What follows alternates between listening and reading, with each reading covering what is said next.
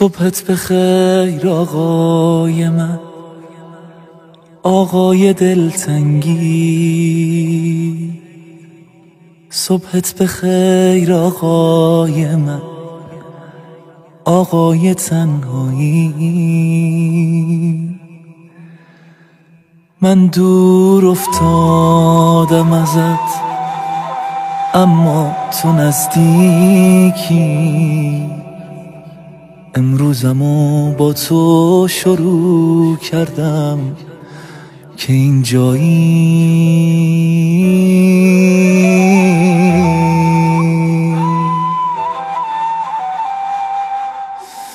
گناه من به انتظار تو نشست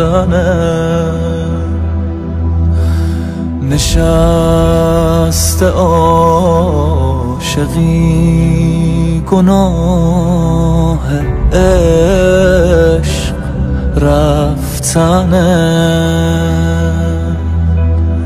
اگر که دل خوشی به من گناه از تو نیست.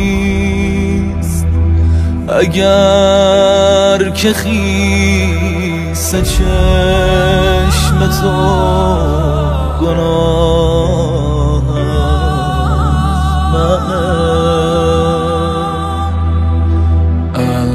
اللهم ارن طلعت الرشیده. دیگه جونم به لب رسیده، همه دنیا ازم بریده، تو اما نه. عهد میبندم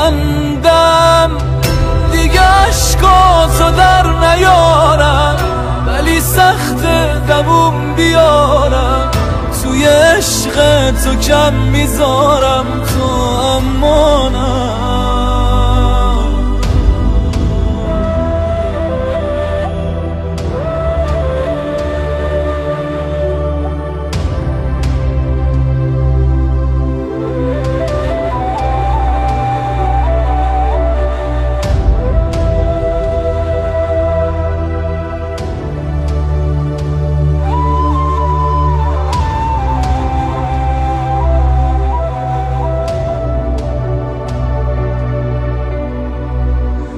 تو هفته ای 2 بار گریه می کنی برام.